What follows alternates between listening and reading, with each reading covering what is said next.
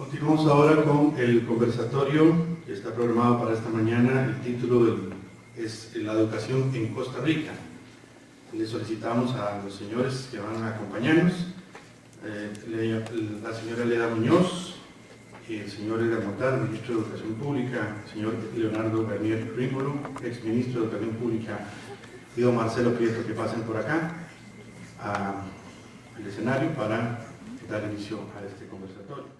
Voy a referirme brevemente a la trayectoria de las personas que nos acompañan en este conversatorio. Don Edgar Montano Altamirano es el actual ministro de Educación Pública, es máster en Public Administration de Harvard University. Mora Altamirano, sí. Máster, como les decía, en Public Administration, Harvard University, diplomado en Orden y Planificación Territorial, bachiller en Periodismo y también se desempeñó como alcalde de la Municipalidad de Curridabat. Don Leonardo Bernier Rímolo, exministro de Educación Pública, licenciado y doctor en Economía, profesor a tiempo completo en la Universidad de Costa Rica y con un grado de catedrático. También se desempeñó como ministro de Planificación de 1994 a 98 y, como les decía, ministro de Educación Pública de 2006 a 2014. Doña Leda Muñoz García, desde 2010 es la directora ejecutiva de la Fundación Omar Dengo, cuenta con un PhD en Nutrición Humana de la Universidad de California y con un postdoctorado en Epidemiología Nutricional de la Universidad Cornell. Entre el 2006 y el 2009 fungió como coordinadora del Informe del Estado de la Nación en Desarrollo Humano Sostenible y entre el 2000 y el 2006 fue coordinadora general del quinto Informe del Estado de los Derechos de la Niñez y la Adolescencia en Costa Rica. Y como les decía también, don Marcelo Prieto Jiménez, rector de la UTN, va a fungir como moderador de este conversatorio, licenciado en Derecho, doctorando en Educación, con énfasis en mediación pedagógica, embajador en Costa Rica en México, presidente ejecutivo del INA, miembro del Consejo Universitario de la Universidad Nacional, alcalde municipal de Alajuela, fue decano del Colegio Universitario de Alajuela y, como les decía, rector actual de la Universidad Técnica Nacional. Le cedo la palabra a don Marcelo. Muchas gracias. Este conversatorio quisiéramos que fuera eso, un conversatorio, no es un panel reglado con tiempo previsto. El moderador no les va a estar diciendo que les queda 1 minuto, que les queda 2 minutos. Es una conversación entre expertos tratando un tema a profundidad según el criterio de cortesía en cuanto al uso del tiempo y demás. Mi papel va a ser fundamentalmente moderar y creo que no es necesario estimularlos a ustedes para que den su punto de vista alrededor de los problemas de la educación costarricense. Mi sugerencia es que pudiéramos comenzar una ronda dando una visión general de la educación costarricense, una visión de pocos minutos, señalando algunos de los problemas y los desafíos más importantes, de manera muy general, para luego ir profundizando en algunas de estas preocupaciones. Yo no sé, doña Leda, si usted quisiera comenzar. Buenos días, muchas gracias por esta estimulante invitación. A ver, tal vez a manera de introducción a una jornada interesante donde vamos a tener radiografías como el Estado de la Nación y el informe de la UNESCO, a mí me gustaría plantear un poco el tema de cara al futuro y es un poco lo que desde la Fundación tratamos de hacer. Me parece que Costa Rica construye desde el siglo XIX con claridad una sociedad en donde la educación ha sido una de sus columnas sobre la que se construye esa sociedad. Y ya en el siglo XIX declara muy precocemente para la región latinoamericana la obligatoriedad de la educación gratuita, obligatoria y costeada por el Estado. Y en el siglo XIX creo que logramos muy tempranamente también alcanzar niveles de alfabetización muy altos, ¿verdad? Un acceso a la educación básica inicial muy temprano. Pero creo que el siglo XXI nos está demandando una revisión de todo lo que hace el ser humano en general, pero en particular lo que está pasando en educación. De un sistema educativo que se construye con esa pretensión y basado en un principio del derecho a la educación, de llevar educación para todos, se crea una oferta educativa masificada, estandarizada y de alguna manera rígida y centrada en contenidos. La mayor parte del tiempo del docente frente a los alumnos ha sido por muchos años transmitir y transferir conocimiento.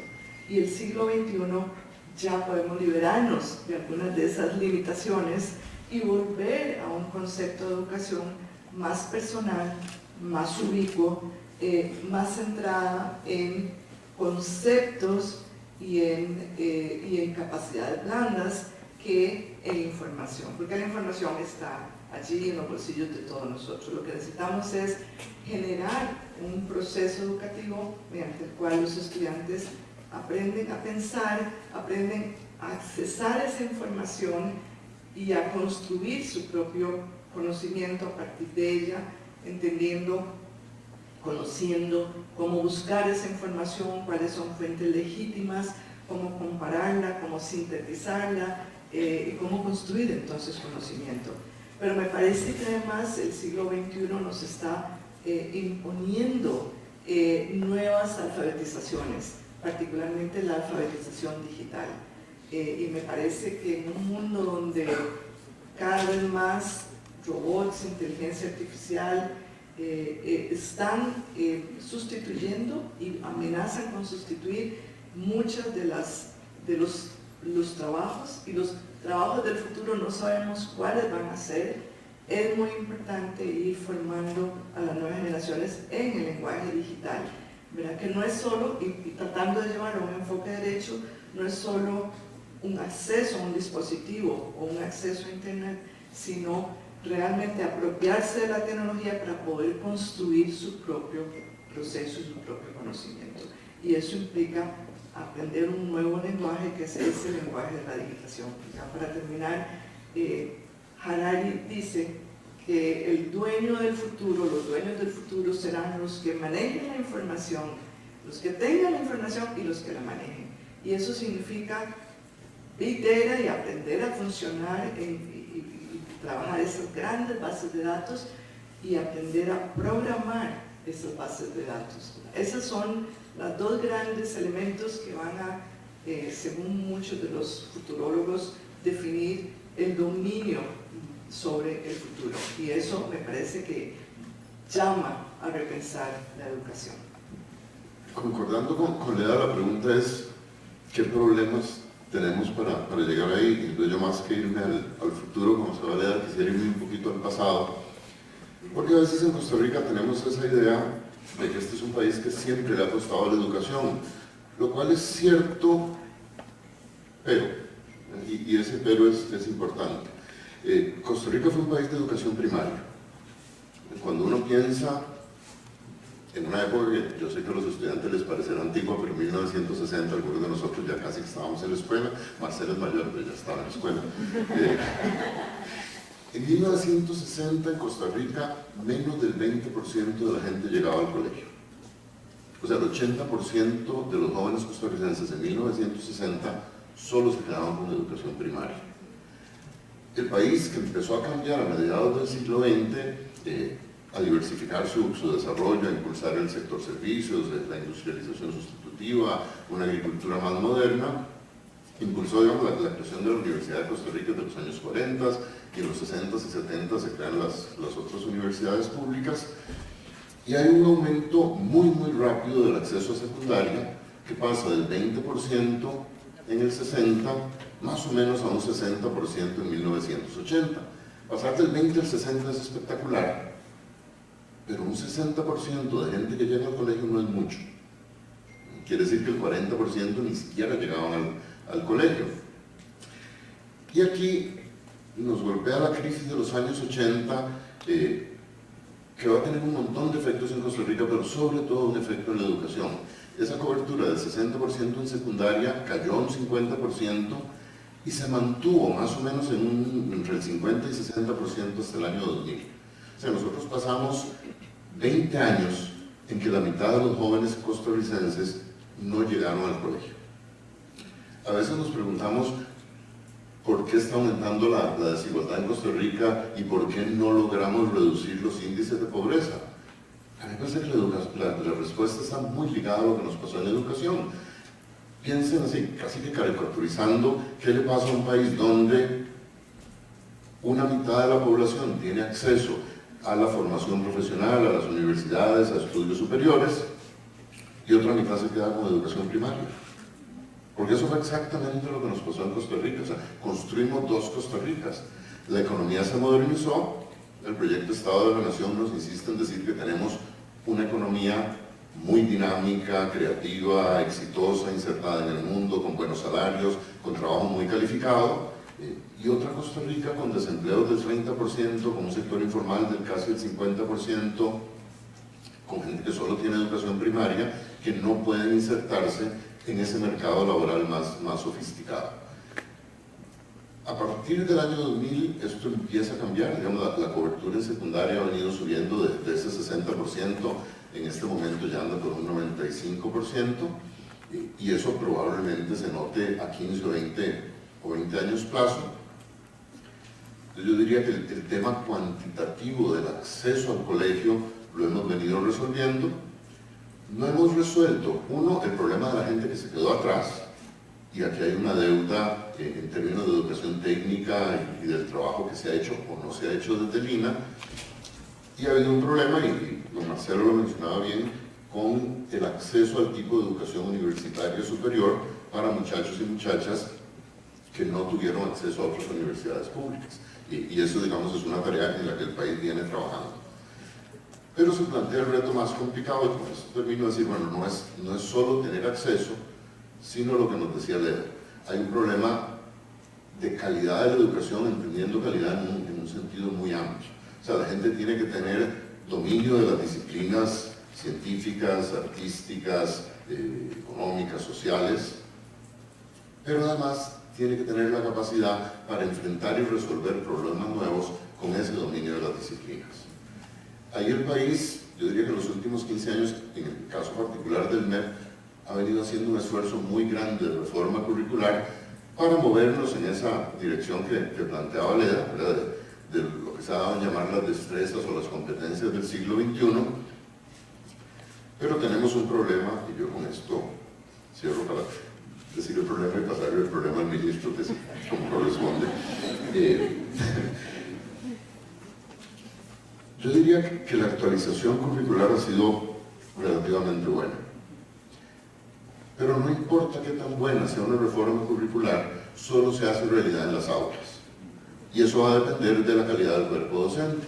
Y nuestro cuerpo docente es muy variado.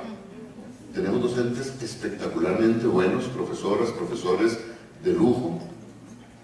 Tenemos otros, digamos, normalitos.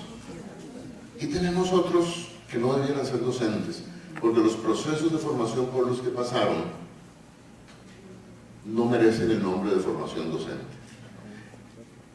Y esto se hace más grave cada día porque el porcentaje de docentes que se están graduando en universidades que no son dignas de ese nombre es cada día mayor, y el MEP entonces tiene la presión de recibir docentes que no son capaces de formar a sus estudiantes en estas nuevas destrezas. Y ahí es donde yo encuentro probablemente el reto más difícil que tenemos en nuestra educación. Bueno, muchas gracias por la invitación. Estoy muy feliz de estar por primera vez en esta sede, muy agradecido. Y además muy feliz de que el auditorio no impida que suenen las chicharras de ahí afuera. Muy lindo lugar. Muchas gracias por la invitación y además por la oportunidad de compartir con Leda y con Leonardo. Y muy agradecido con toda la asistencia y la presencia de todos los que nos están viendo y escuchando. Yo quisiera, antes de tomar la brasa caliente del problema que me acaba de pasar, yo quisiera volver atrás también y plantear un estado de situación complementario al que Leonardo acaba de plantear, y le da también un problema y un desafío. Hace unos días me reuní con los 27 directores regionales del Ministerio de Educación. Son 27 estructuras regionales. La MEVA territorial no se sabe muy bien a qué criterios corresponde, lo cual es parte también del problema, pero ya eso lo veremos después. Es decir, también es un número muy particular, 27 regionales para cubrir el país, implica que no se parece a otra división territorial de ninguna otra institución pública, lo cual hace una excepcionalidad que creo que no nos ha ayudado mucho a poder comparar notas con los demás, tampoco a que nos vigilen adecuadamente. En fin, esas excepcionalidades no suelen resultar positivamente, y eso hace referencia a problemas de diseño estructurales. Diseño, quiero decir, a la manera en que diseñamos la posibilidad de llevar adelante un servicio. Bueno, en la reunión con estas 27 personas les pedí que me dijeran si conocían algún pueblo o un caserío donde no hubiese una escuela, y solo 2 de ellos levantaron la mano para referir cada uno un caserío. Yo podría decir, no es ciencia, pero podría decir que de acuerdo a los 27 directores regionales del MEP, solo hay 2 caseríos en Costa Rica que no tienen escuela. Hace unos meses fui a la escuela de Cipreses de Oriamuno de Cartago para celebrar sus 100 años, y me enteré ahí que deberíamos de haber estado celebrando los 103 años, porque 3 años esa escuela fue comunal. Y solo 3 años después de haberla creado se la entregaron al gobierno, en aquel momento a la Secretaría de Educación. Esa es la historia de todas las escuelas del país.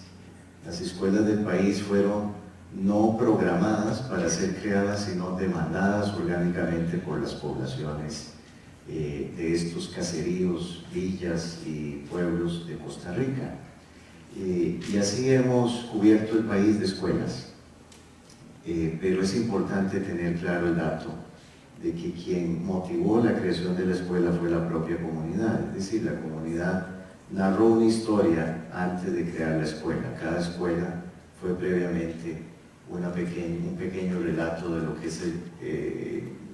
ese pueblo iba a ser una vez que llegara a la escuela. Así hemos cubierto el país y eso ha estado muy bien. Sin embargo, al introducir cada una de esas miles de escuelas en un sistema burocrático, pues hemos perdido la posibilidad de darles a cada una de esas escuelas una calidad de servicio homogénea. Y aquí tal vez quiero hacer énfasis en esta palabra, porque no es que no exista buena calidad. Muchas veces comparamos la calidad del servicio educativo entre el que presta un colegio o una escuela privada versus la que presta una escuela pública, y esto puede llevarnos a confusiones, porque la mayor diferencia de calidad no está ahí. La mayor diferencia de calidad está entre el mejor colegio público y el peor colegio público. Ese abismo de calidad pareciera insostenible para acometer los esfuerzos de un nuevo siglo. Y aquí vengo a plantear el desafío. Ya planteé el estado de situación, planteé el problema de calidad, agregándole a todo lo que se ha dicho antes el tema de el carácter homogéneo de la calidad, la búsqueda de que el MEP, para decirlo con claridad, no sea una matriz de desigualdad como lo es ahora. Y el desafío sería, pues, cómo hacer, un poco en la línea de lo que plantea Leda, para borrar, si se quiere, los trazos más gruesos de una educación clásica del siglo XIX, que es administrada por personas del siglo XX para estudiantes del siglo XXI. También es bueno decir que quizás por lo menos en ámbito de educación, pareciera ser que un siglo no se inaugura el día que cambió el calendario, sino el día que entra por primera vez una maestra a alguna de esas escuelas que nació, en este caso, en el año 2000 o del 2000 para acá. Será entonces cuando celebremos la llegada del siglo XXI al sistema educativo.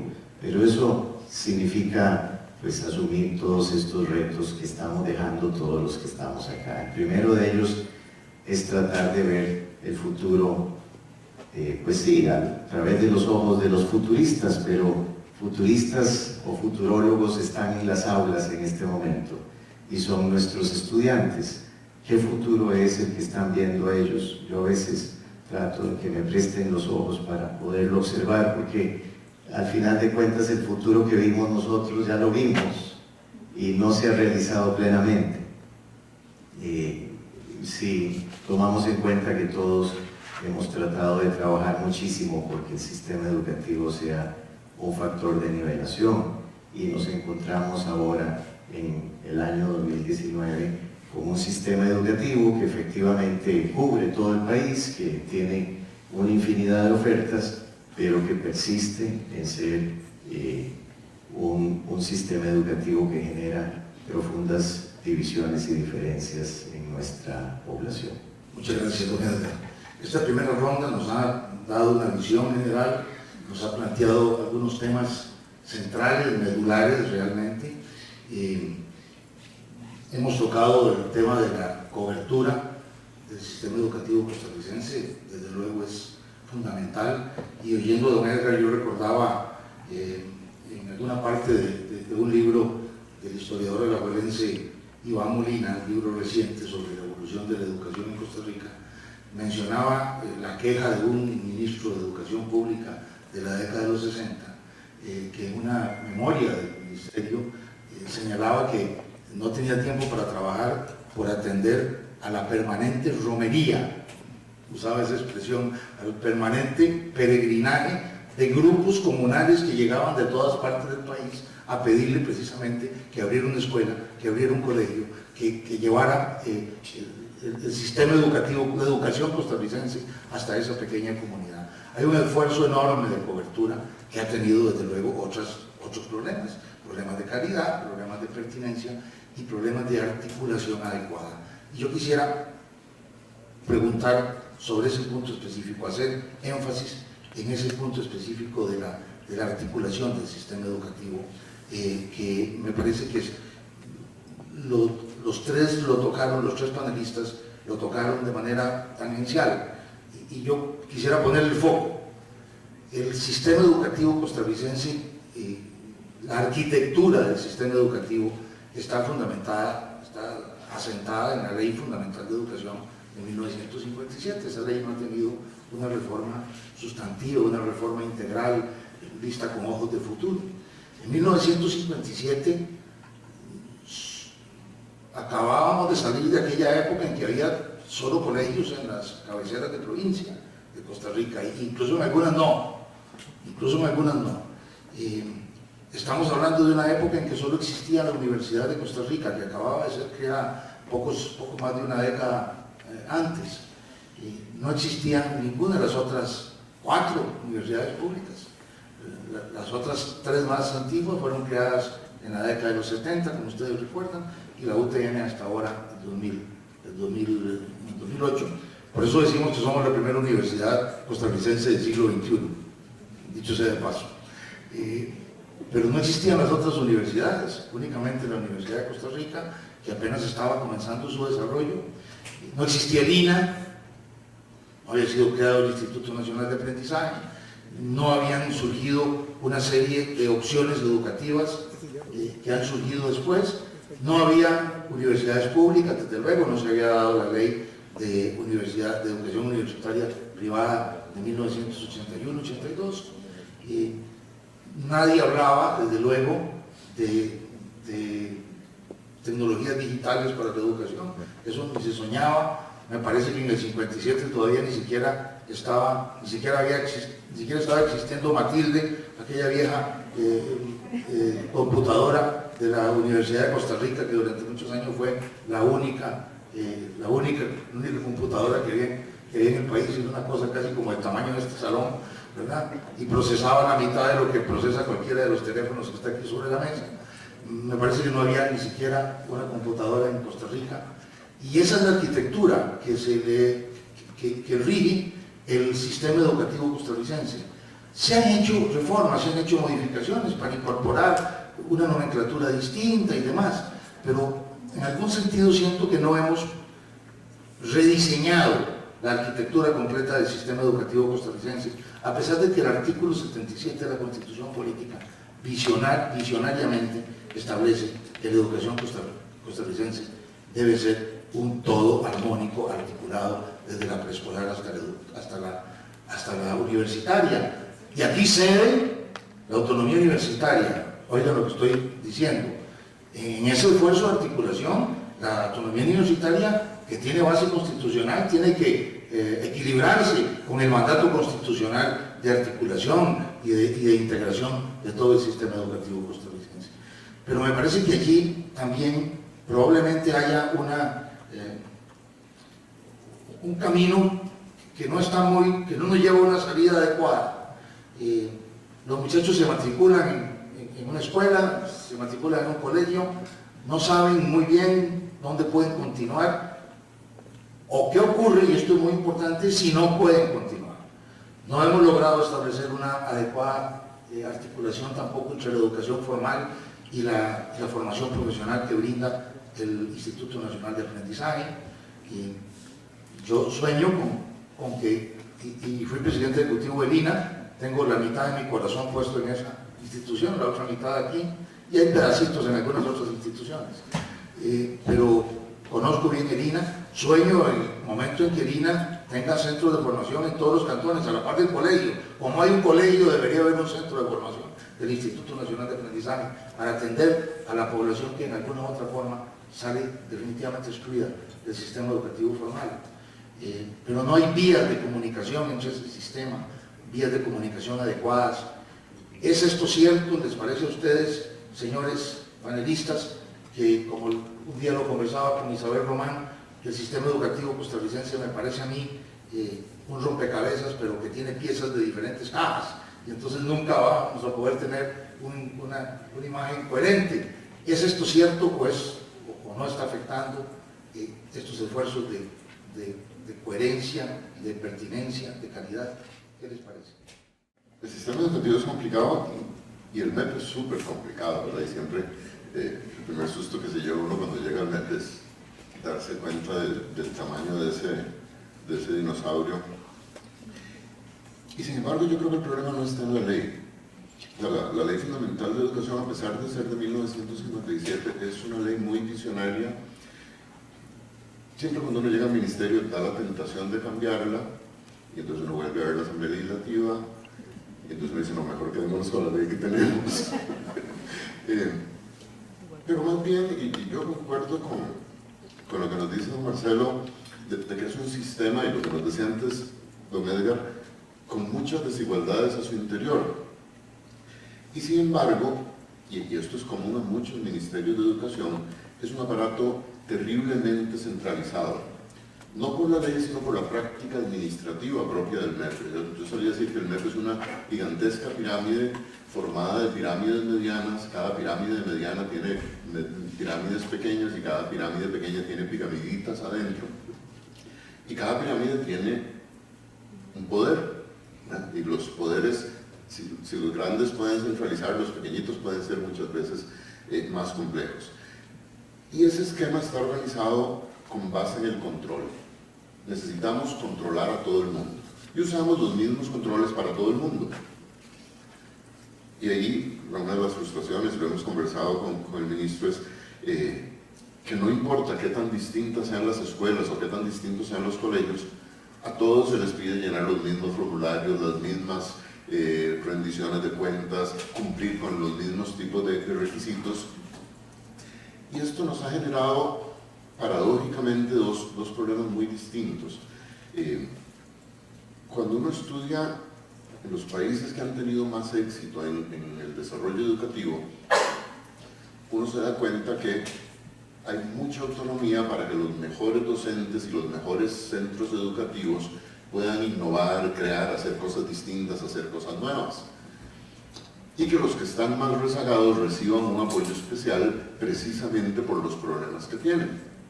Cuando ustedes tratan a todo el mundo por igual, los mejores no pueden innovar, no pueden cambiar. ¿Por qué? Porque tienen que seguir cumpliendo con las mismas reglas. O sea, si una directora de un colegio quiere tomar un viernes para hacer un taller con todo su personal docente, con nuevas técnicas educativas o con lo que sea que se le ocurra, si el supervisor no le da permiso, no puede. Y uno dice, pero es la directora. O sea, ¿por qué una directora no puede dedicar un día a hacer innovación educativa en su colegio? No, si no tiene permiso del supervisor, no. Digo, más grave, si necesita ir al banco a cambiar un cheque y tiene que salir 15 minutos, le tienen que firmar la bitácora al cajero del banco, porque si no, cuando regrese del colegio y alguien se dio cuenta de que salió y no tiene la bitácora firmada por el cajero del banco, no puede salir. Entonces fíjense que a esa directora le estamos confiando la vida de 800 o 900 estudiantes y no la dejamos ir a cambiar un cheque. No la dejamos hacer sus propias actividades, no la dejamos innovar introduciendo una forma distinta de dar clases. Entonces un poco lo que se ha planteado en el Ministerio, y don Edgar lo ha reiterado, es la necesidad de darle más autonomía relativa a los centros educativos. Y por supuesto, cuando digo autonomía relativa. O sea, si ustedes están en un centro educativo de esos que dan gusto en el país, y los hay, merecen autonomía y necesitan autonomía para ser mejores. Ahora, si ustedes son un centro educativo de esos que dan lástima, no es la autonomía lo que les va a servir. Ahí sí van a necesitar un esquema más centralizado. Entonces yo creo que ir cambiando esa forma uniforme en que el MEP trata a los centros educativos es vital para lo que estaba planteando Marcelo, y es tal vez uno de los retos más bonitos que se tiene en el Ministerio. Sí, gracias. Y yo que quería, Marcelo, un conversatorio sin café es difícil. No sé ustedes qué opinan, pero verdad que el café es parte de... bueno, me escucho ya no, porque suena muy feo en el micrófono. Bueno, quería poner, digamos, vamos a ver, voy a preguntar si esta idea de conversar sobre el derecho a la educación, este gran componente del título que es derecho, está invitado realmente, porque aquí dichosamente no hay ningún abogado subido acá, ¿verdad? ¿Ah, sí, vos? Eso no. Sí, se nota. Sí.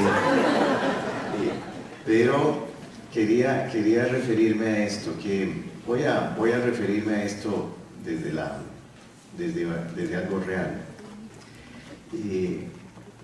Hemos descubierto hace poco, o redescubierto en el Consejo Superior de Educación, que desde 1967, hace 51 años, el Consejo Superior de Educación definió que no debería de haber una escuela en Costa Rica que tuviera o que ofreciera el currículum parcialmente. Desde 1967. Muchos de ustedes fueron a una escuela de currículum parcial. Y la mayoría de niños en Costa Rica sigue yendo a una escuela que le ofrece la mitad del currículum que el mismo Estado dice que debería de recibir un estudiante. Esto se ha escondido bajo un eufemismo que se le denomina horario alterno. Yo le pregunto a los padres de familia, ¿usted qué entiende por horario alterno? Y bueno, la referencia más común, porque además también debe ser parte del eufemismo llevado ya no a la gramática sino a la realidad, es que el horario de las familias está descompuesto por semanas que van los chicos en la mañana y semanas que van en la tarde. No sé por qué, además podrían ir todas las mañanas o podrían ir todas las tardes, pero Pero para hacerlo más dramático, una niña va a veces en la mañana y a veces en la tarde, sin ninguna razón real. A eso ha servido para llamarle horario alterno a algo que debería llamarse horario disminuido, horario parcial o medio horario. El tiempo cuenta en educación. Todos los que hemos aprendido y enseñado sabemos que sin tiempo es muy difícil hacer las dos cosas. Y al otro horario, al horario regular, que debería llamársele así, se le cubre con otro eufemismo que se le llama horario ampliado, como si fuera un privilegio. Cosa que sabemos que no es así, porque, como ya dije, desde 1967 el Consejo Superior de Educación acordó que esa práctica cesara. No ha cesado. Solo el 6% de escuelas reciben horario regular, o sea, currículum completo. Entonces, yo quiero aquí nada más volver al tema del derecho, porque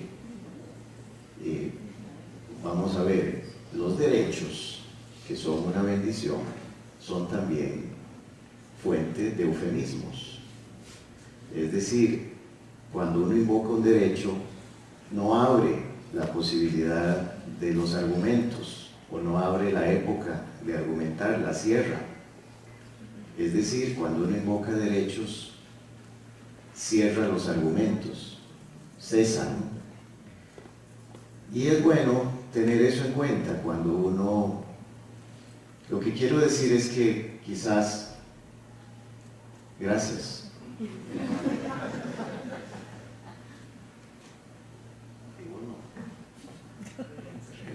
Sí. Tanto una tacita más. Ah, bien. Sí. Trabajo duro. Muchas gracias. Lo que quiero decir es que es bueno no quedarse con la idea, la estampa del derecho, porque muchas veces eso recubre los incumplimientos del derecho mismo, y regresar a la lógica de por qué construimos derechos. Y en este caso de la educación es bueno regresar a la lógica de por qué hemos tenido que construir todo un acervo de derechos para nuestros estudiantes.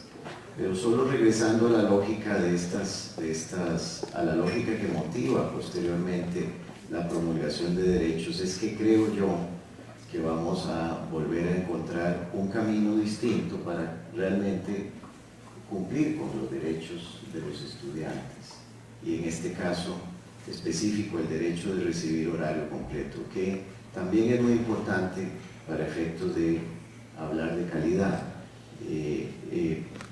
Voy a dejarlo ahí, nada más quería como no disimular que estamos frente a un reto que es hablar del derecho a la educación, diciendo que yo preferiría, de todos modos ya lo hemos hecho, ya lo hicimos, pero yo preferiría seguir por la senda de la lógica que produce la necesidad de un derecho a la educación, para ver si por ahí retornamos al camino correcto y le damos sentido a esto que muy fácilmente llamamos derecho a la educación.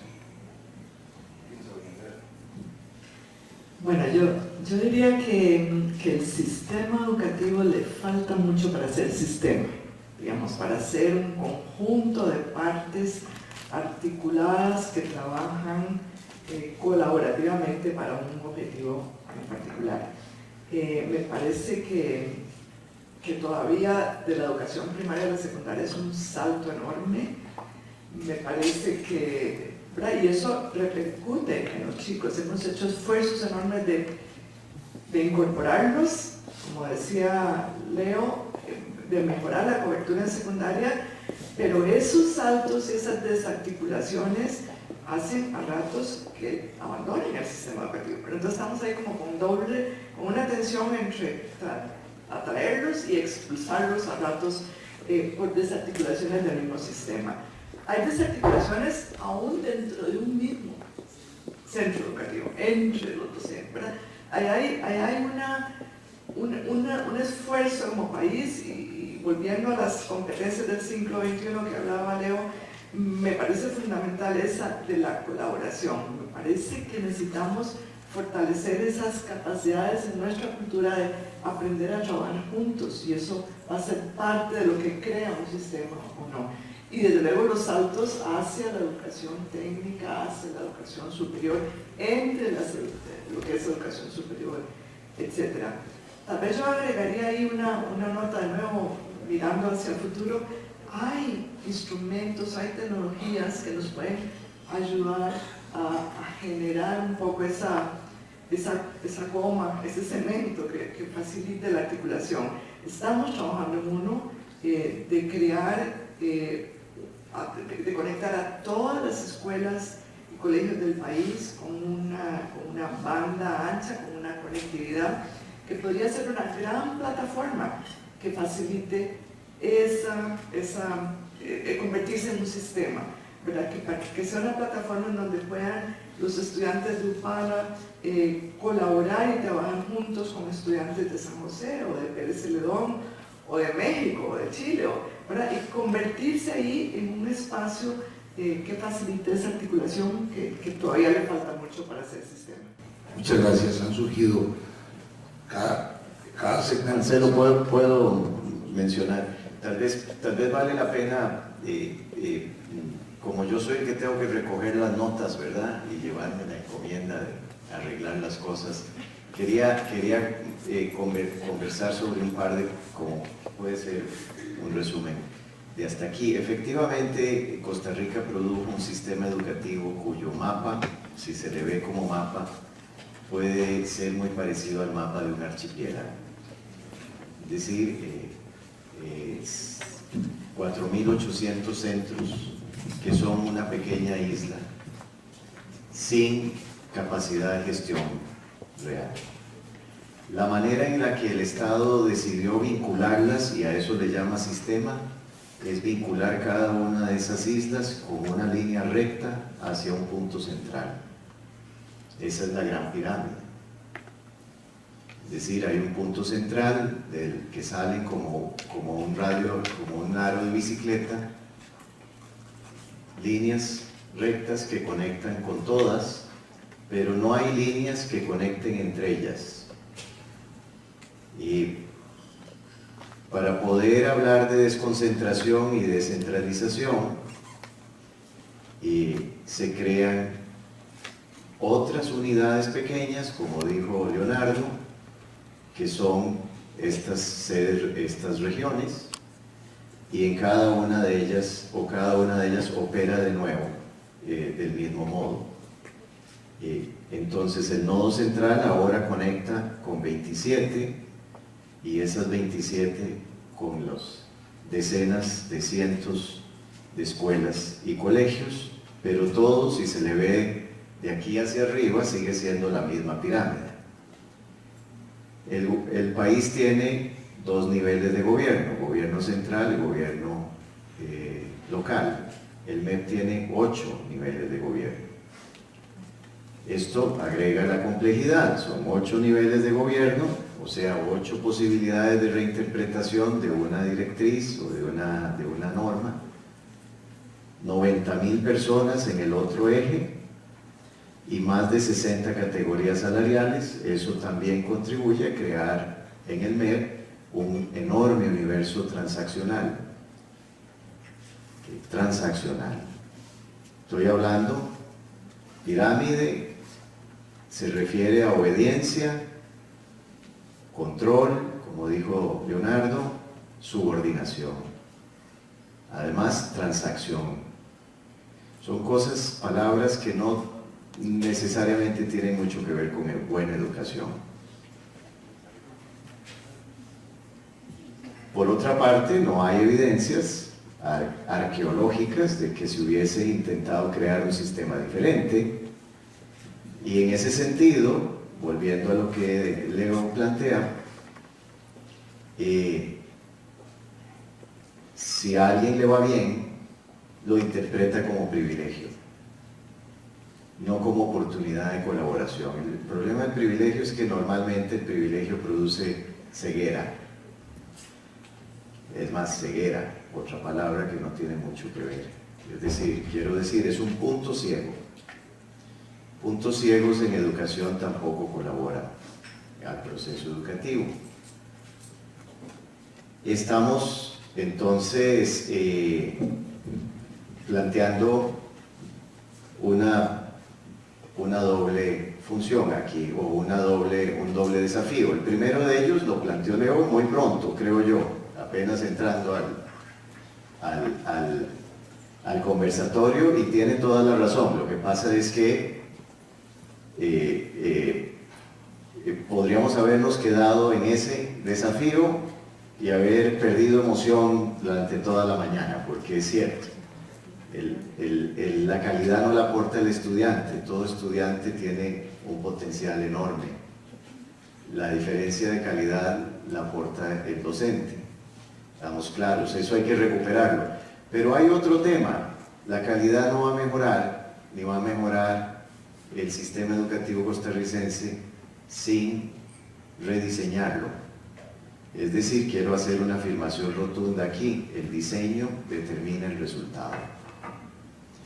Las cosas, la voluntad política tiene los límites cortos que el diseño le establezca. Entonces, tenemos otro tema: calidad docente y diseño, por ahí vamos.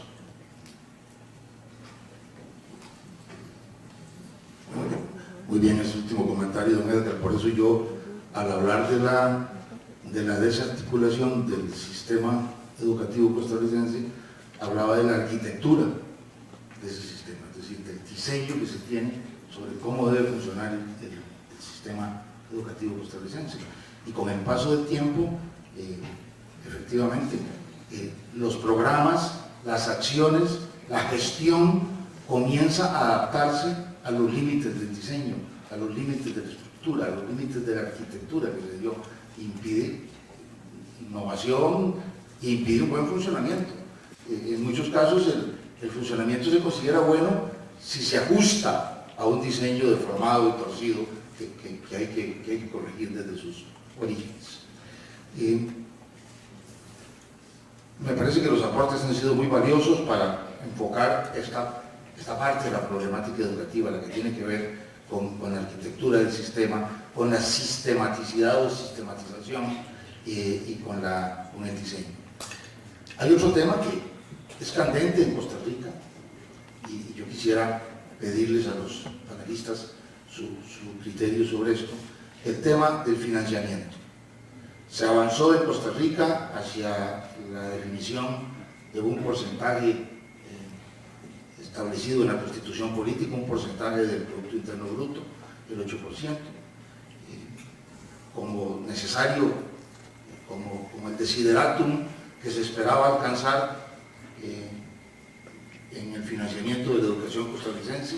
Y aquí hay un primer problema: ese 8%, como ha costado tanto llegar a él, se comienza a ver como techo y no como piso, ¿verdad? La idea del constituyente derivado era que por lo menos el 8% de educación a la educación, no era que nos quedáramos muy satisfechos y tranquilos cuando se alcanzara el 8%, pero esa es la óptica con la que se está viendo esta obligación constitucional, y además con una óptica de cumplimiento mecánico o formal, de llegar a esos números y nada más.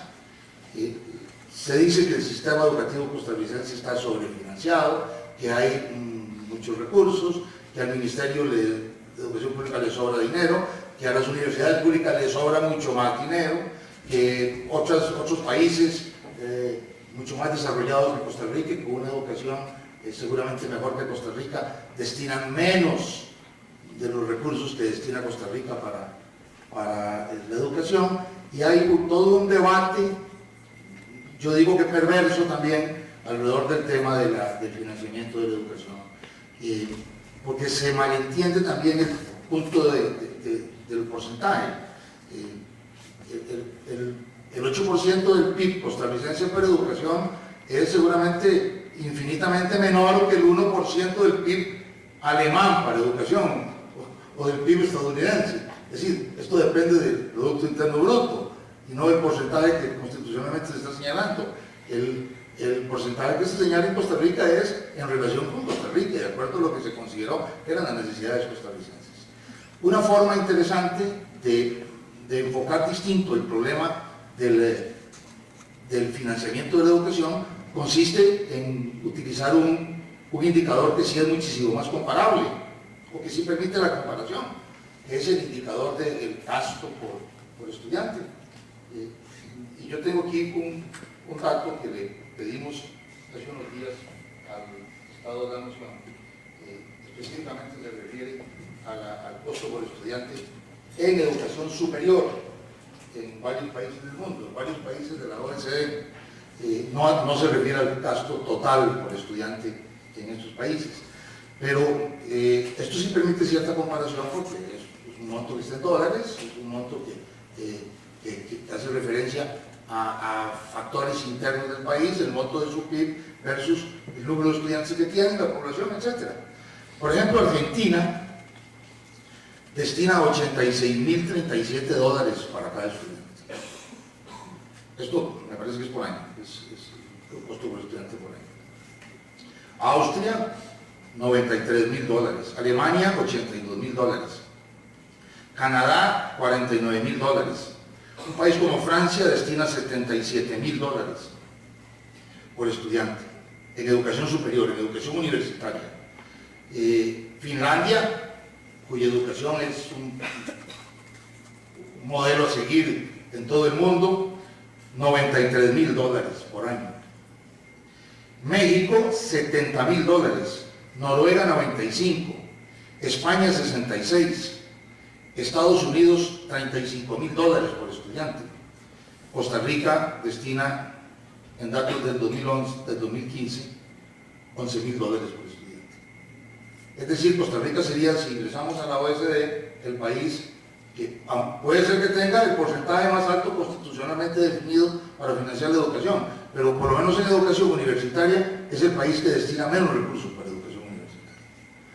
Y esta es una inversión fundamental en estos momentos, siempre la es, pero en estos momentos especialmente, que Costa Rica está incorporándose al mercado mundial, a la economía global, en que hemos derribado las barreras arancelarias y aduaneras y hemos permitido libre comercio y atraemos inversión extranjera de alta tecnología. Esto es fundamental en este momento en Costa Rica. La inversión en educación nunca ha sido quizá tan urgente, siempre es importante, pero tan urgente como en este momento. Pero el discurso público es que Costa Rica ya invierte mucho en educación y que debería mejorar esa inversión y no gastar tanto en educación. ¿Cómo ven ustedes ese problema? ¿Que tenemos razón con esta preocupación o no es un problema tan sustantivo? Bueno, obviamente este es un tema para el señor ministro y el señor exministro, pero voy a ilustrarlo, voy a referirme a la experiencia en particular nuestra porque me parece que puede ser interesante. El trabajo que hacemos con el Ministerio de Educación Pública de llevar tecnologías a las aulas para propiciar el desarrollo de estas competencias es caro. Es caro llevar tecnologías. En algún momento con el señor exministro nos tocó analizar el tema de si el 1-1 que se puso de moda hace algunos años ya de darle a cada estudiante una computadora era factible y llegamos a la conclusión de que los números no nos daban. Entonces, eso es importante. Ahora, es importante además usar de la mejor manera esa inversión. Por ejemplo, el programa que tenemos nosotros con el Ministerio de Educación Pública, con los poquísimos datos que hay, porque hay muy poca información internacional, pero con lo que hay, es el programa más barato por estudiante de toda Latinoamérica y de los más baratos que hemos visto a nivel mundial. Entonces, me parece que es un poco los dos, entender que la educación es cara, ¿verdad? y que hay que invertir en ella y luego estar seguro de que estamos haciendo el mejor uso de cada colón que tenemos en la mano. Y ya para cerrar, robótica, por ejemplo, es que me acordé, es uno de los temas que queríamos introducir en el sistema, en la oferta nuestra educativa. Era carísima. No podíamos pasar de una oferta de como 56 escuelas que habíamos logrado tener. Nos tomó más de 3 años sentarnos a pensar cómo podríamos dar una oferta robótica para todos los estudiantes de este país con los recursos que teníamos. Ya lo logramos, pero hubo que hacer un esfuerzo de creatividad enorme para poder llevarlo a los costos que tiene la robótica hoy día. Ay, hablar de plata siempre es odioso cuando uno está hablando de educación. Sí, no, por eso yo siempre lo último al que le toca. Bien, Costa Rica, bueno, primero, la idea de usar el porcentaje del PIB es porque eso da una idea de cuál es el esfuerzo que está haciendo un país. O sea, qué porcentaje del total de su producción está dedicando a la educación. Y claro que si el país tiene un PIB muy grande, pues eso va a ser más, así es. Pero sí da una idea de cuánto el país se esfuerza en darle a la educación. En Costa Rica nos habíamos mantenido alrededor de un 4% del PIB por mucho, mucho tiempo. Entre el 97 y el 98 se aprobó una reforma constitucional, y me acuerdo porque yo estaba en Niederplan y fue una discusión muy bonita para llevarlo al 6%. Pero, como bien decía Edgar hace un rato, una cosa es poner algo en el papel y otra cosa es hacerlo realidad. Desde el 98 la Constitución de Costa Rica dice que se asignará por lo menos el 6% del PIB. 98. Yo llegué al MEP en el 2006 y lo que se estaba asignando era un 4,7. Entonces, fíjense que nos pasamos violando la Constitución año tras año, desde 97 hasta el 2006.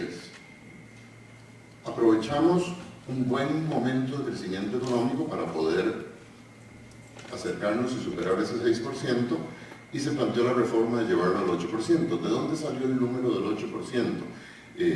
Había unos trabajos que Francisco Esquivel había hecho para UNICEF, que básicamente lo que hacían era estimar cuánto costaría el sistema educativo costarricense con un 100% de cobertura. Lo que en ese momento era un 60-70% en secundarias, y eso se llevaba al 100%, y los números grosso modo daban un 8% del PIB. De ahí viene a salir ese número. Yo concuerdo con lo que decía Marcelo, porque he escuchado sobre todo algunos colegas economistas decir Costa Rica invierte mucho más que Finlandia y tiene una educación que es una porquería a la par de la de Finlandia. Hay que aprender a usar los porcentajes, ¿verdad? Por estudiante, Costa Rica invierte la tercera parte que Finlandia, en términos comparables de precios. O sea que realmente Finlandia invierte 3 veces más que nosotros por estudiante.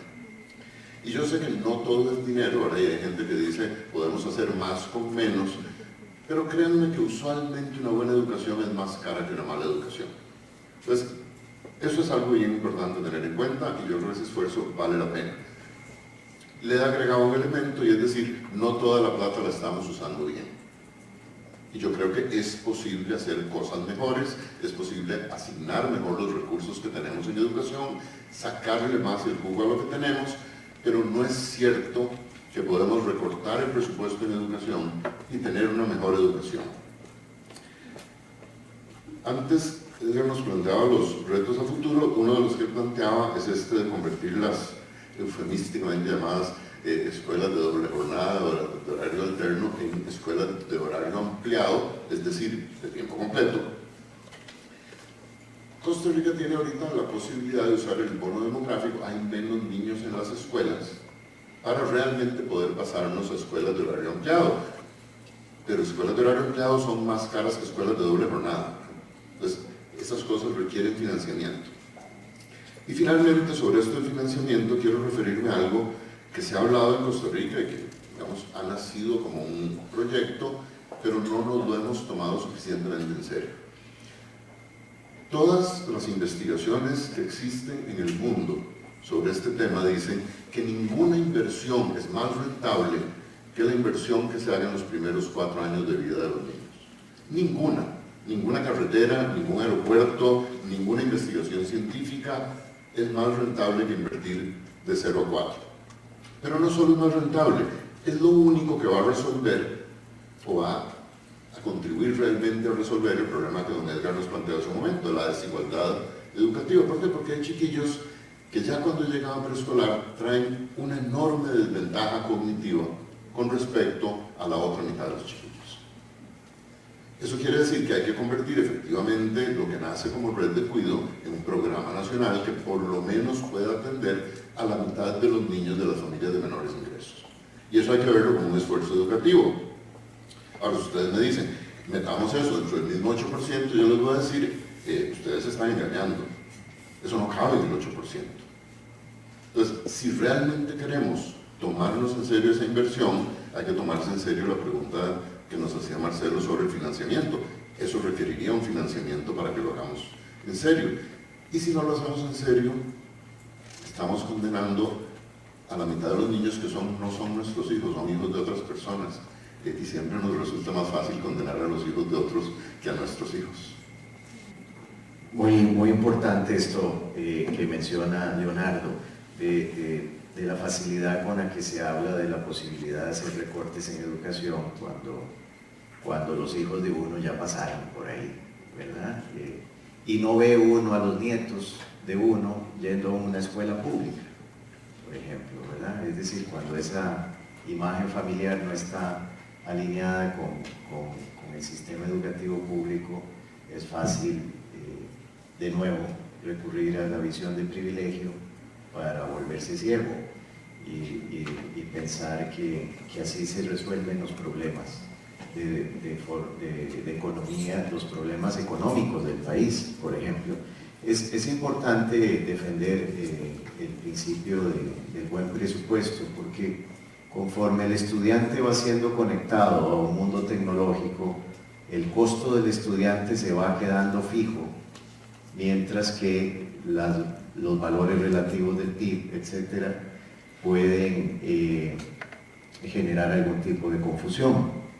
Es decir, educar a un costarricense, a un niño costarricense de primer grado de escuela, conectado a la tecnología desde ese momento, es igual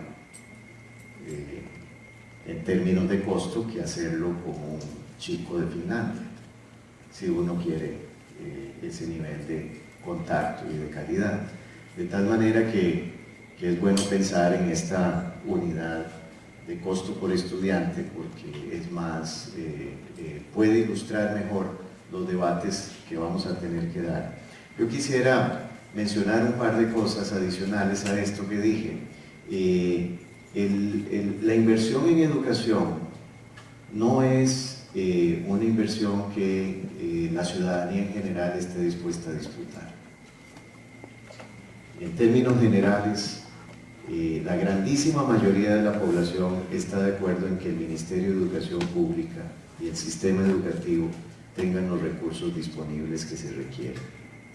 Eso no pareciera ser una discusión más allá de un gabinete de gobierno o de una asamblea legislativa, es decir, es una discusión de operadores políticos, pero no es una discusión de la ciudadanía. Eso no debería de convertirnos en un gigante privilegiado, porque de nuevo volvemos a estar en el riesgo de volver a tener un punto ciego ahí. No es un privilegio, la gente decide apoyar la educación, incluso diciéndonos a viva voz que sociológicamente se entiende la educación como esencial en este país, porque espera que la educación sea un factor importante en la nivelación del piso. O sea, hay un esfuerzo que hay que hacer para cumplir con este interés, si se quiere, utilitario de la población. La población no quiere que invertamos en educación para que los educadores vivan bien. La gente quiere que invirtamos en educación para que los educadores ayuden a nivelar el piso de una sociedad que considera se ha ido generando desniveles profundos y con justa razón, y esto lo percibe el ciudadano. Y aquí hay que plantear algo que es muy valioso de plantear en este momento de la historia, y es si la educación per se es el gran movilizador social o si la educación es el requisito para que el otro gran movilizador social, que es la justicia, opere. Es decir, que lo que realmente genera progreso y desarrollo es la confianza. Es la confianza en un sistema que no va a ser injusto con uno, porque en igualdad de oportunidades le concede a uno la posibilidad de salir adelante. Eso no está sucediendo. Y por eso es que la gente defiende que la educación siga siendo el factor más preponderante del paisaje político. Y aquí vale la pena compararse con otros ministerios que tienen enorme importancia. Por ejemplo, yo suelo hablar del MISID.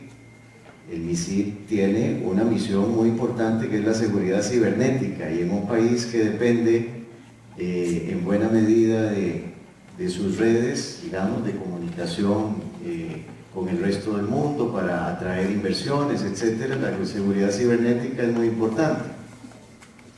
Y el MISID vive con algo parecido al equivalente a 4 días de presupuesto del MEP. Ese es su presupuesto anual. Esto significa que nosotros, pues no es que tengamos un privilegio en nuestro presupuesto, sino que tenemos una enorme obligación. Y de nuevo vuelvo hacia el tema del diseño y las incongruencias que podrían permitir mejorar la rentabilidad, si se quiere así, o por lo menos el retorno de las inversiones en educación. Y nada más quiero agregar a todo lo que dije antes y el tema de la estructura, otro dato que me parece interesante que ustedes se lleven consigo, porque hemos dicho, bueno, es un sistema muy centralizado, piramidal, etc.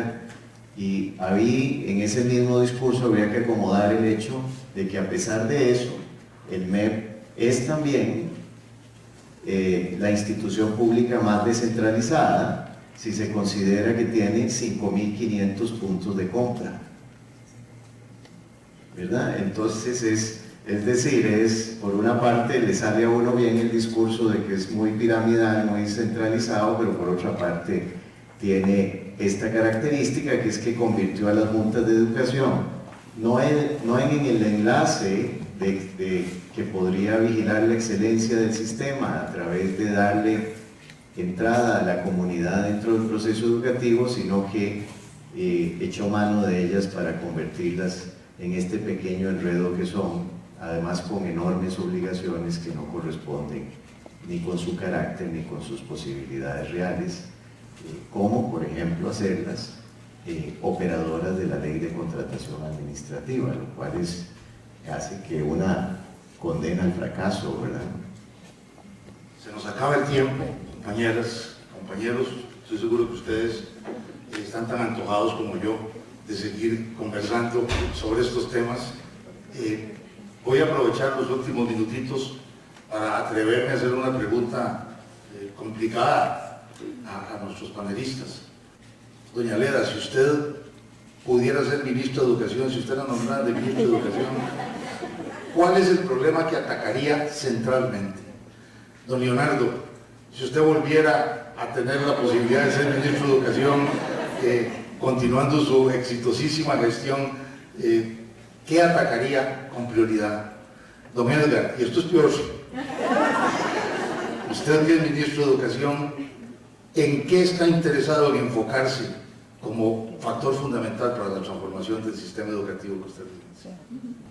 Bueno, yo creo que no es tan difícil, ya creo que empezamos por ahí la conversación. Me parece que es en la formación inicial y permanente de los educadores. Me parece que tenemos que empezar a mirar la formación inicial para que dentro de 5 años no estemos contando el mismo cuento. Eso es urgente, pero me parece que también tenemos que darle mejores respuestas a la formación de los cerca de 70.000 docentes que están hoy en el sistema educativo. Sí, bueno, yo empecé mencionando eso porque efectivamente creo que es tal vez lo más crítico. Y lo digo casi que con frustración, porque nosotros hicimos una gran apuesta de reforma curricular, de actualizar el currículum del MEP, de ir moviéndonos a un enfoque de competencias, a estas destrezas del siglo XXI. Se hicieron reformas en prácticamente todas las asignaturas. Y de pronto empieza a ver que los resultados no son los que uno habría esperado de esa reforma curricular. Incluso alguna gente dice, entonces la reforma curricular estuvo mal. Y cuidado, de pronto la reforma curricular estuvo razonablemente bien y algo que es una pieza clave en esto no nos está funcionando. Les pongo ejemplos. Una de las cosas que se hizo en los programas de español de secundaria fue introducir la enseñanza de la lógica. Porque siempre hablamos de pensamiento crítico y no puede haber pensamiento crítico si no hay pensamiento lógico. Es como el requisito indispensable. Pero claro, aquí les estamos pidiendo a los docentes de español una cosa muy complicada, que es enseñar lógica, cuando en sus carreras de profesores de español nunca estudiaron lógica.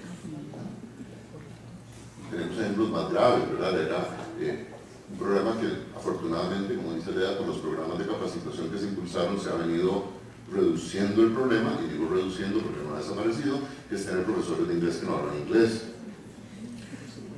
Hicimos pruebas a los docentes de matemáticas de secundaria con preguntas de bachillerato y una tercera parte se quedaron. Ese día yo entendí por qué una tercera parte de los estudiantes se quedan en bachillerato en matemáticas. Ahí respondieron los problemas igual que les enseñaron sus profesores. Entonces, y cuando uno empieza a ver esto, es distinto dependiendo de cuál universidad vienen esos docentes. Entonces, ese es un problema. Pero para no dejar todo en negativo, nosotros tuvimos suerte, y digo suerte porque fue una coyuntura muy particular, que nos permitió mejorar los salarios de los docentes. Porque en la mayoría de los países de América Latina, cuando uno habla de mejorar la calidad docente, hay un círculo vicioso, que es que usted le paga muy mal a los docentes, eso no atrae buenos candidatos a la profesión, y ni modo, usted no va a tener buenos docentes. Bueno, en Costa Rica en 2008-2009 se mejoró el salario docente. Hoy los docentes en el sector público ganan como cualquier otro profesional del sector público. No es una profesión mal pagada. Entonces, eso puede ser atractivo para tener mejores candidatos. Pero si no logramos transformar, uno, la capacidad del MEP de estar dando desarrollo profesional, pero sobre todo los filtros a las universidades. Entonces, para ir directo a la pregunta que nos planteaba Marcelo de ¿qué me hubiera gustado hacer? ¿Qué me gustaría ver pasar? Si pasó. Hay algo que yo creí que no era legal, porque no era constitucional, que no aguantaba un recurso de amparo, y el Colegio de Abogados nos resolvió ese problema. El Colegio de Abogados está haciendo exámenes de incorporación. O sea, que ustedes tienen un título universitario que dice que ustedes son abogados de la Universidad Patito 23, y ustedes hacen el examen del Colegio de Abogados y no lo pasan, no pueden ejercer como abogados. Yo les confieso que yo creí que era inconstitucional poner un requisito a alguien que ya tenía un título universitario.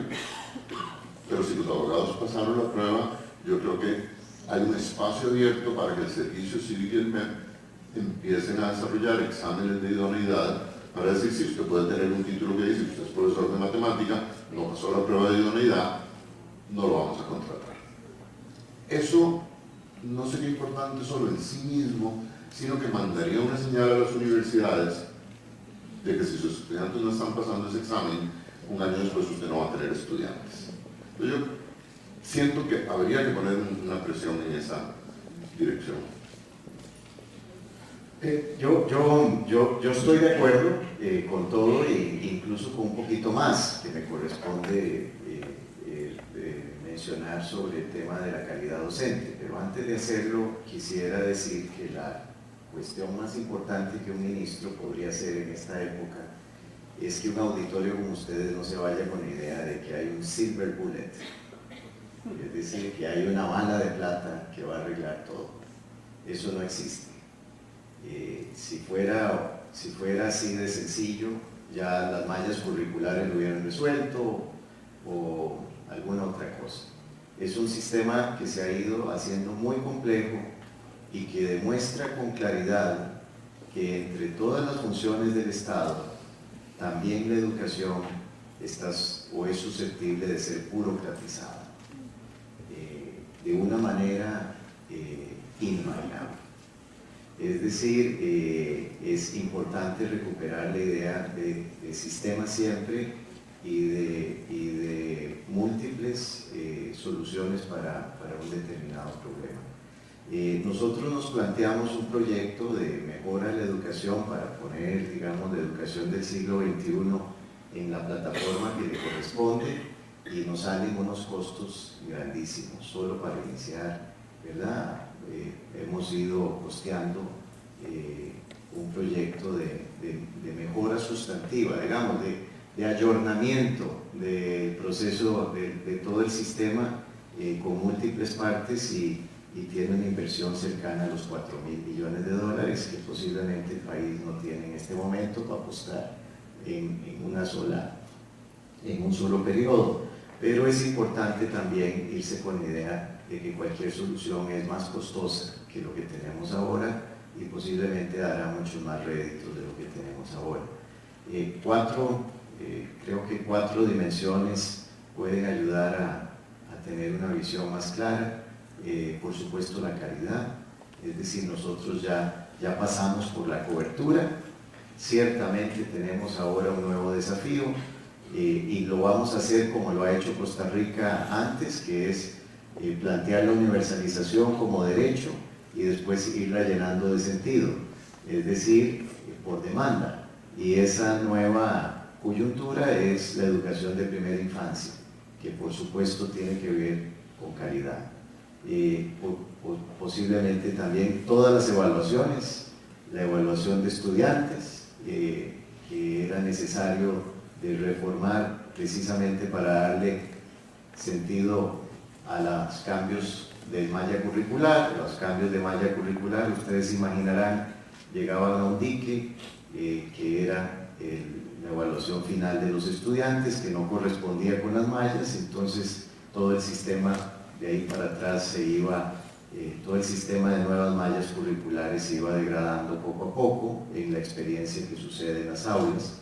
Pero a eso también le corresponde la evaluación docente, que es un trabajo duro de hacer por todas las resistencias históricas. Esto, hemos comparado notas entre ministros y coincidimos en que el primer mensaje que uno recibe, incluso antes de llegar ahí, es que el periodo de uno podría terminar o ser correspondiente en su longitud al momento en que a uno se le ocurriera hablar de evaluación docente, ¿verdad? Este era un mensaje dicho de manera clara o velada, pero ahí estaba siempre. Y la evaluación de la infraestructura, sin lugar a dudas, es importante, porque el tema de infraestructura apela con absoluta claridad a la calidad, hay una relación directa. Igual que la alimentación, es decir, son cuestiones que no son anexas al proceso educativo, que forman parte y son indivisibles con el proceso educativo.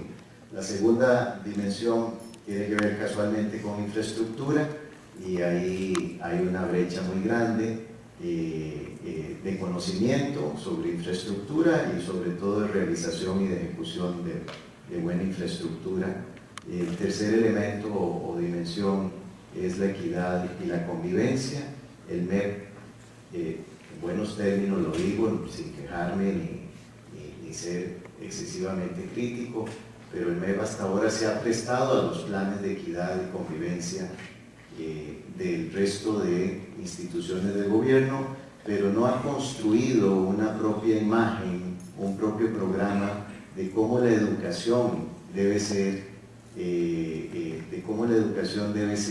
el factor principal de la equidad y la convivencia. Es decir, de ahí derivan cosas, dudas, confusiones falsas o falsos dilemas, como si el maestro, por ejemplo tiene que ver el maestro con que los niños coman en el comedor estudiantil, ¿sí?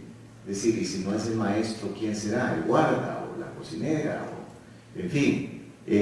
¿Pero por qué? Bueno, porque el comedor se ve como una actividad aparte y la alimentación se ve distinta a la educación, y eso se debe a que no hemos logrado, digamos, poner en la agenda del MEP mismo una propia idea de lo que que debe ser la equidad y la convivencia. Y finalmente, la dimensión de la gobernanza, así le llamamos, que es todo este sistema de desmontaje de pirámides. ¿Para montar qué? ¿Verdad? Eso es fundamental si se considera que ya dije que el diseño determina el resultado. En medio de todo esto, algunas metas grandes, gruesas, como primera infancia, subir el porcentaje de personas matriculadas en educación técnica del 28 al 40-42%, hacer porosa la pared dura que ha habido durante siglo y tanto entre educación formal y no formal. La UTN es nuestro socio natural ahí. Incluso cuestionarse si las universidades deben tener el monopolio de las profesiones, para dejar eso planteado aquí y dejar la pica en Flandes. Muchas gracias, don Edgar. Se nos acabó el tiempo, lamentablemente. Se me queda en el tintero un esfuerzo especial de enfocar el tema de la tecnología educativa, por cierto, que pudiéramos haber desarrollado más tiempo, con profundidad, con la profundidad que amerita. Tenía la ilusión, teniendo aquí a doña Leda y a un ministro, pero bueno, se nos queda pendiente, vamos a volver a hacer otra, entonces mejor, ¿verdad, Catalina? Y tratamos el tema de tecnología educativa, que es un tema en este momento muy importante. Pero se han marcado aquí algunas rutas y se han abierto, se han iluminado algunos problemas y se han señalado algunas prioridades, ¿verdad? Hemos tocado el tema de la desarticulación, de la falta de diseño, de la debilidad de la arquitectura, del esquema de nuestro sistema educativo. Dice doña Leda que es un sistema educativo que es cualquier cosa, no es un sistema. Marcelo, permitidme un paréntesis, nada más para que se lleven otra preocupación y la compartan conmigo. En el sistema educativo, que consideramos sistema, tenemos 1 millón de personas. Pero fuera del sistema, con promociones pendientes, tenemos 2 millones. Es decir, ese otro es otro gran reto. ¿Qué hacemos con todos aquellos que debieron haber sido, y no fueron, exacto, que debieron haber sido promocionados y no fueron por múltiples razones, pero que están ahí esperando una oportunidad para que la educación opere en ellos lo que decimos que hace, que es ser un movilizador social? Ese es un reto de doble magnitud, solo en número, pero triple magnitud si se considera que ya no están cautivos en ningún lado, que están dispersos. Una observación muy importante, señor ministro, los que salieron, pero, y yo le agrego otra, en la que hemos venido insistiendo en la Universidad Técnica Nacional de manera reiterada, por lo menos yo, el de los que sí llegaron al bachillerato, los que sí se graduaron, los que sí nos hicieron caso en el discurso de que todo el mundo tiene que ser bachiller, de que hay que terminar la secundaria, porque si no, no se puede hacer nada en Costa Rica, y que lo lograron con un gran esfuerzo de sus padres, de sus familias, de ellos, fueron bachilleres y encontraron con que seguramente es cierto que no se puede hacer nada con bachillerato, pero en Costa Rica, pero con bachillerato nada más no se puede hacer nada tampoco, y que están allí son los niños bachilleres, que los llamo yo, los que salieron del colegio y no pudieron entrar a la universidad pública, no tienen acceso financiero a la universidad privada y no tienen las competencias laborales mínimas que requiere la nueva economía que va surgiendo. ¿Qué hacemos con ellos? ¿Qué opciones abrimos que no sean las carreras universitarias tradicionales, sino una educación terciaria de calidad, dándole algunas otras competencias? Pero ya estoy planteando otra discusión y estaba haciendo un resumen. Estaba haciendo un resumen. El tema del financiamiento también se tocó con mucha pertinencia, desde luego, y encuentro un tema, digamos, que prende sus señales rojas de manera, me parece que unánime.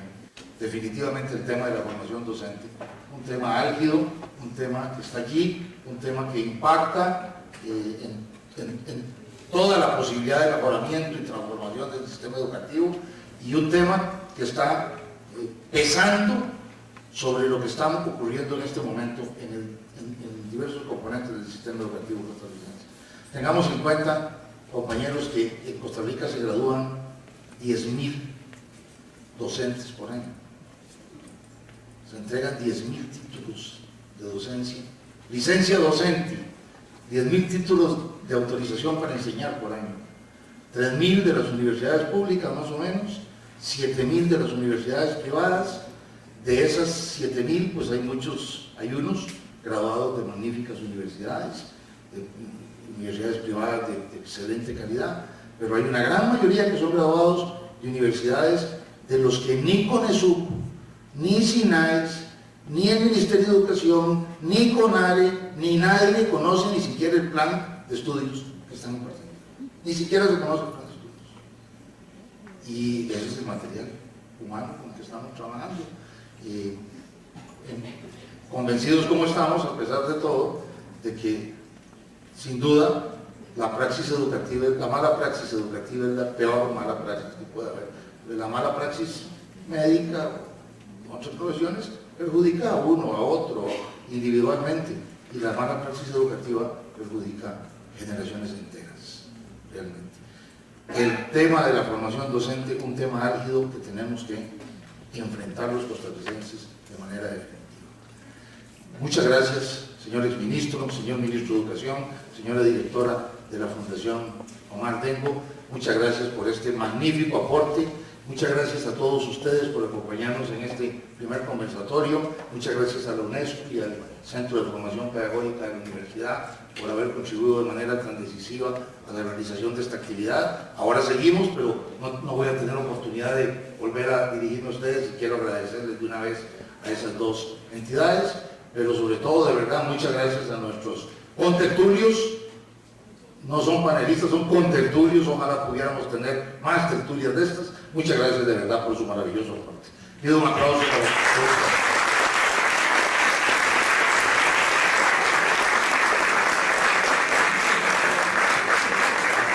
Vamos a hacerles entrega a nuestros distinguidos invitados de unos reconocimientos por su valioso aporte esta mañana.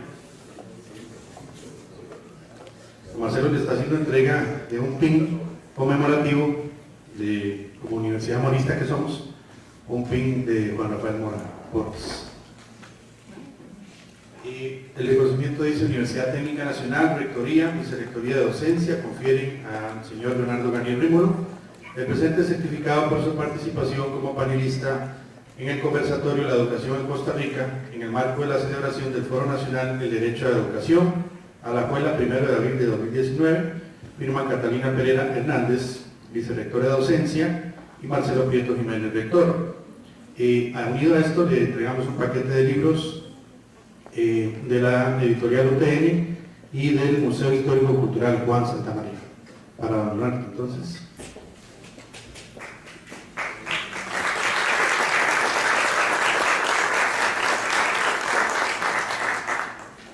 Para el señor ministro Edgar Montano Altamirán. Mora, perdón.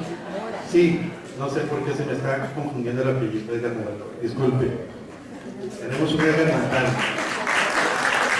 Gracias, señor ministro. Catalina, que nos ayude aquí, por favor, a entregar a la señora Leda Muñoz García.